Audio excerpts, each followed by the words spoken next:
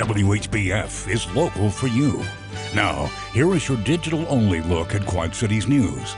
This is Local 4 News Midday, only on OurQuadCities.com. Hi everyone, I'm Alexandria Icamoni. Thanks for joining us for Local 4 News Midday. New court documents show a possible forged signature on a letter sent out by Davenport Mayor Frank Klipsch. It was to 4 members of the Civil Rights Commission back in April. Now, the letter has signatures showing support from all 10 Davenport aldermen, but one says he never signed it. An attorney asked 7th Ward Alderman Mike Matson how his signature ended up on a letter he never saw.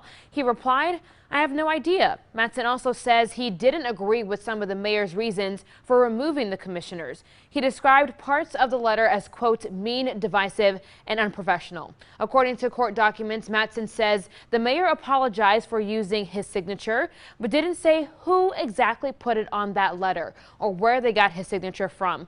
We reached out to Alderman Mike Matson and the city of Davenport for comment several times now. We were told they can't comment on pending litigation. We will follow the story and bring you updates on air and online.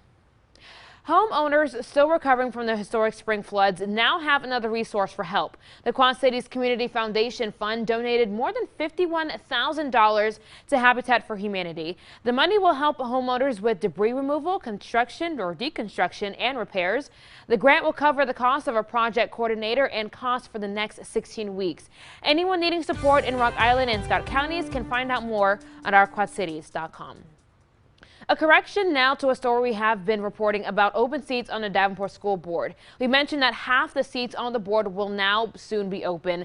We also mentioned that the current board member, Daniel Goza, is not running again, but that's not the case. He tells Local 4 News he is definitely running. We apologize for that error. And if you see news happening, forward it to Local 4. Just download the Our Quad Cities app. It's available on Android and Apple devices, and it's free. You can get breaking news notifications and also share stories you want to see highlighted here on Local 4.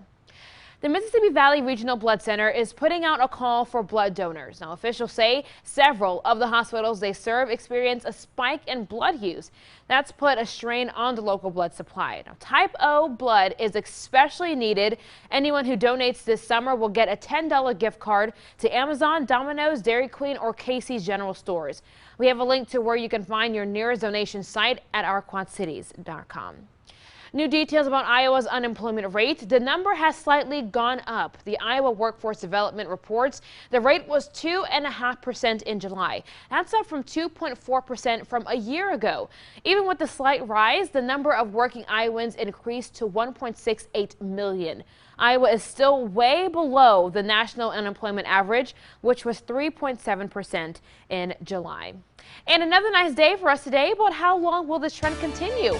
Ash will tell you more about it in your local pinpoint forecast when we come back. WHBF is local for you with Alexandria Icamoni and meteorologist Ash Simpson. This is Local 4 News Midday on OurQuadCities.com. We are the believers, we are the hope keepers, living to make a difference. And there's nowhere like this, no, there's nowhere like this. And I love and living local. There's nowhere else I'd rather be. Said I love and living local. I'm living local and it's everything to me. And now, meteorologist Ash Simpson with your local pinpoint forecast.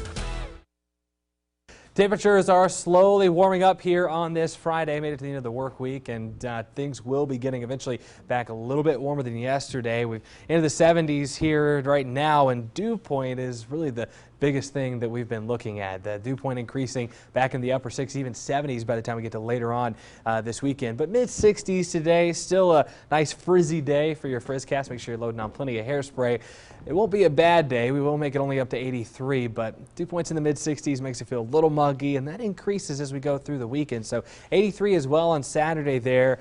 I think we're going to stay mostly dry. We had a few storms try to populate here earlier this morning, but that didn't really materialize into a whole lot. Now as we look out towards Saturday night, that's the next chance for some decent rain. We got a storm system moving through. It could even bring the chance for severe weather, a little bit of isolated rain on Sunday, but even then, even with the rain chances all throughout the weekend, still not expecting a ton of rain. You can see just very dry and just cloudy across the area here today. And as we get into the weekend, maybe half an inch, maybe some of us closer to an inch if we get lucky with some of the thunderstorms, but otherwise pretty dry. 83 today and dry. Tonight we're down to 63, mild tonight, and I'm going to stay kind of mild Saturday, but the heat, humidity cranks up a lot by the end of the weekend. Monday, Tuesday, temperatures are peaking in the lower 90s. Might have an isolated shower Tuesday, and then things cool down after that. Thanks, Ash, and thank you for watching. Your local news, weather, and sports are available 24 hours a day right here at ourquadcities.com. And be sure to join us for Local 4 News starting at 4. See you then. If you see news happen or have a story idea, remember to forward it to 4.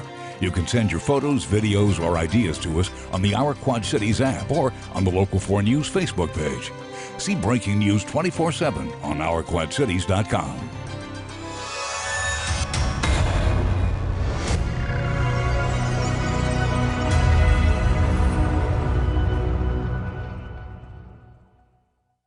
Have you watched Local 4 News lately? People in Davenport took cover when they heard gunshots this afternoon. Local 4 News was first on the scene. First on the scene. First on the scene. With more local stories than anyone else. Live in Davenport. In Rock Island. In the newsroom, Grace Runkle, Local 4 News. Breaking news. We were there when they took the suspected drug dealer down. It's a Local 4 News exclusive. And the fastest growing source of online news coverage. On air and online. Isn't it time you made Local 4 News local for you?